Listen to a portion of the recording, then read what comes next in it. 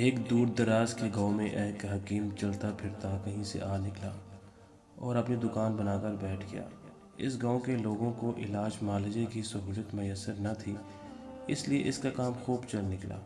کچھ ہی دنوں کے بعد حکیم نے یہ بات محسوس کر لی کہ ان سادہ لو دیہاتیوں کے پاس میرے علاوہ کوئی معالج نہیں ہے، لہٰذا مجھے خوب فائدہ اٹھانا چاہیے۔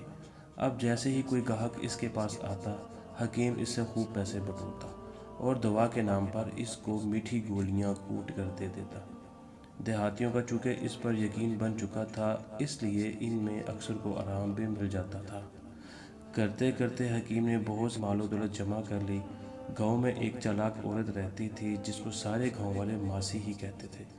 ماسی چلتی پھرتی ریڈیو تھی، ہر خبر پر نظر رکھتی اور پھر آگے پہنچانا اس کا پسندیدہ کام تھا۔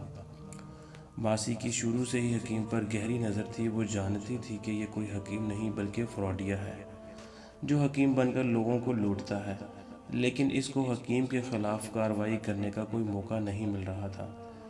ایک شدید گرم دوپہر جب گاؤں کے سارے لوگ گھروں میں دبکے بیٹھے اونگ رہے تھے تو ماسی نے اپنے گھر سے نکلی اور گرم لو سے بچتی بچاتی حکیم کے پاس پہنچ گئی۔ حکیم نے ماسی کو کچے مٹکے کا ٹھنڈا پانی پلایا اور آنے کا مقصد دریافت کیا۔ ماسی نے چور نظروں سے دائیں بائیں دیکھا اور حکیم کے کان کے پاس منہ لے جا کر بولی کہ مجھے مردانہ کمزوری ہو گئی ہے، کوئی اچھی سی دوا دے دو۔ حکیم کو ہنسی تو بہت آئی مگر وہ چھپا گیا۔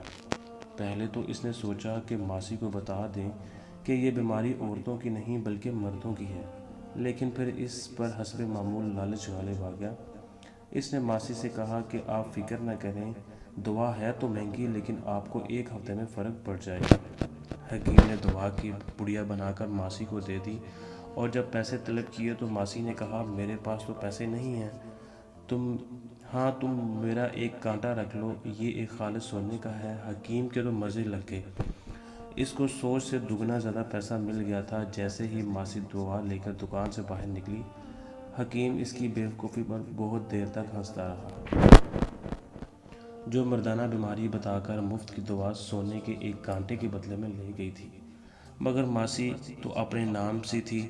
اس نے شام ہوتے ہی شور مچا دیا کہ حکیم نے میرے گھر میں گھس کر میری عزت سے کھیلنے کی کوشش کی اور سارا سونا اور پیسے لے کر فرار ہو گیا۔ گاؤں کے لوگ بہت حیران ہوئے اور ماسی کو اس کے ساتھ لے کر حکیم کی دکان پر پہنچے۔ لوگوں نے حکیم کے سامنے ماسی کے لگائے گئے الزامات دہرائے تو حکیم بیچارہ بہت پریشان ہو گیا اور کہنے لگا کہ نہ تو میں اس کے گھر گھسا ہوں اور نہ ہی اس کی عزت اور دولت پر ڈاکہ ڈالا ہے، لیکن چالاک ماسی ضد کر رہی تھی کہ حکیم نے ایسا ہی کیا ہے، اس کی دکان کی تلاشی لی جائے۔ گاؤں والوں نے جب دکان کی تلاشی لی تو ماسی کا ایک کانٹا دکان سے برآمد ہو گیا، جبکہ اس جیسا ایک کانٹا ماسی کے پاس موجود تھا۔ اب حکیم مجرم ثابت ہو چکا تھا۔ حکیم نے اپنی صفائی میں کہا کہ یہ کانٹا میں نے ماسی کو دوائی دینے کے بدلے دیا تھا۔ جب لوگوں نے پوچھا کہ کون سی دوائی، تو حکیم بولا کہ مردانہ کمزوری کی دوائی۔ بس پھر کیا تھا، حکیم کے چراغوں میں روشنی نہ رہی۔ چالاک ماسی نے نہ صرف حکیم کی ساری دولت ہتھیلا لی بلکہ اس کو گاؤں والوں سے جوتے بھی پڑوائے۔ اب